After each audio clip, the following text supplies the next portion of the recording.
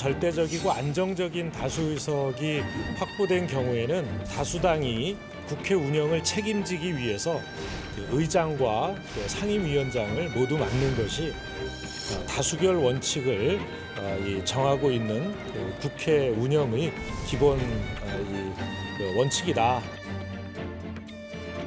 자, 윤호중 민주당 사무총장이 한 달 전쯤 했던 말이 현실이 됐습니다. 주호영 통합당 원내대표의 한 달 전 발언도 현실이 됐습니다. 국회 없애라 하지 뭐. 민주당과 다 채우라 그러지. 응? 네, 뭐 국회가 없어진 건 아니고요. 민주당으로 다 채워진 거죠. 자, 어제 국회 본회의에서 11개 상임위원장이 추가로 선출되면서 정보위원회를 제외한 국회 모든 상임위원장을 민주당이 맡게 됐습니다. 윤호중 사무총장 본인도 법제사법위원장이 됐죠. 자, 그야말로 거대 여당 민주당이 새삼 실감나는 상황입니다. 자, 어제 새로 선출된 상임위원장들 이렇게 말했습니다. 국민 일자리 30만 개를 추경해서 통과시켜야 할 임무를 갖고 있는 곳이 바로 행정안전위원회입니다. 문화예술인, 체육인들이 아사 직전에 몰려 있습니다. 이분들을 살리기 위한 지원 대책이 시급합니다. 우리 3차 추경이 경제방역 현장에 조기에 집행될 수 있도록 동료 의원들과 함께 최선을 다해 신속하게 처리하도록 하겠습니다. 자, 어제 본회의를 마친 후 각 상임위별로 곧바로 회의를 열었습니다. 3차 추경 예산안 통과를 위한 속도전에 나선 겁니다. 성원이 되었으므로 제379회 국회 임시회 제2차 국회 운영위원회를 행정안전위원회를 외교통일위원회, 환경노동위원회를 국방위원회를, 정보위원회를 회의하기로 하겠습니다. 네, 말 그대로 속도전이었습니다. 각 상임위는 예비 심사를 빠르게 마무리하고 예산안을 예결위로 넘겼습니다. 자, 운영위원회는요 50여 분 만에 회의를 마쳤고요. 산자위도 1시간 반 만에 회의를 마무리했습니다. 자, 이런 가운데 반발도 일부 나왔습니다.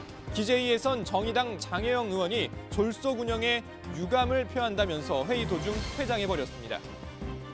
코로나로 국민 경제가 절체절명의 위기에서 추경 예산을 한시라도 빨리 심의해야 된다는 것에는 이견이 없습니다. 하지만 심의가 아니라 통과를 목적으로 하는 상임위원회 개최에는 별로 동의할 수 없습니다. 네, 국회 예결위는 각 상임위에서 넘어온 예산안을 오늘부터 본격적으로 심사하게 되는데요. 예결위 첫 회의에서 정성호 위원장은 빠른 추경 예산안 통과를 다시 한번 강조했습니다. 정책은 타이밍입니다. 더 이상 추경 심사를 지체할 경우 더 큰 비용을 지불해야 하고 민생 경제가 회복하기 어려운 상황에 이를 수 있기에 야당 위원님들이 불참하였음에도 부득이 오늘 추경안 심사를 시작할 수밖에 없었다는 점을 국민 여러분께 말씀드립니다. 네, 방금 정성호 위원장이 말한 대로 미래통합당 의원들은 오늘 회의에 보이지 않았습니다. 사실 오늘뿐만 아니라 어제 본회의에 이어 상임위에도 통합당 의원들은 참석하지 않았습니다. 자, 그 시간 통합당 의원들은 의원총회를 열었는데요. 의원총회를 마치고 나오는 통합당 의원들, 자, 보시는 것처럼 모두 검은 마스크를 쓰고 어디론가 향합니다. 자, 로텐더홀 아래 계단에 모인 통합당 의원들 항의 집회를 가졌습니다. 저희들은 일단 민주당이 일방적으로 진행하는 의사 일정에는 당분간 전혀 참여하지 않겠습니다. 국민 여러분, 제발 대한민국 국회를 지켜주시고 대한민국 민주주의를 지켜주시기를 간곡히 호소드립니다. 자, 이 주호영 원내대표의 발언이 끝나고 뭔가 구호라도 외칠 타이밍인데 아무 말이 없네요. 자, 의원들도 뭔가 아쉬운지 그대로 서 있는데요. 주호영 원내대표가 다시 마이크를 잡았습니다. 의원들 오늘 수고하셨는데 할 말이 없습니다. 다들 돌아가셔서 나라의 장래와 우리 국회의 운명을 생각하시고 내일 다시 모이도록 하십시다. 오늘 수고하셨습니다. 면목 없습니다.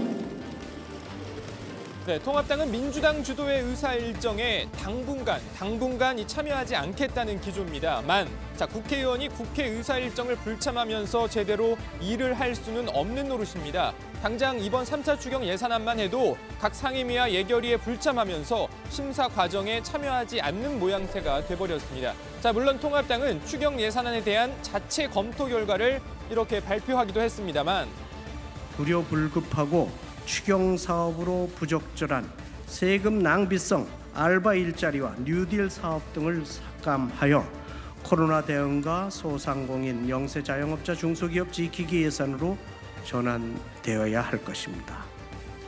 이 예결위 등 관련 상임위 회의에 직접 참석하지 않는 이상 바깥에서 아무리 외쳐봤자 예산안 심사에 반영되지는 않겠죠. 자, 통합당도 고심이 깊을 수밖에 없습니다. 당장 당내에선 상임위원장 7개라도 받는 게 낫다라는 목소리도 나옵니다. 장제원 의원인데요. 페이스북에 남긴 글을 통해 빈손으로 국회에 복귀하는 것보다 상임위원장직 7개, 국정조사와 청문회를 받는 것이 그나마 그림이 나았을 것이라면서 어제가 골든타임이었다라고 말했습니다. 자, 그러면서 어제 국회 교육위에서 대학 등록금 반환 지원 관련 예산안이 증액된 걸 언급하면서 민주당은 우리에겐 폭거를, 국민에겐 착한 정치를 반복할 것이다라고 덧붙였습니다.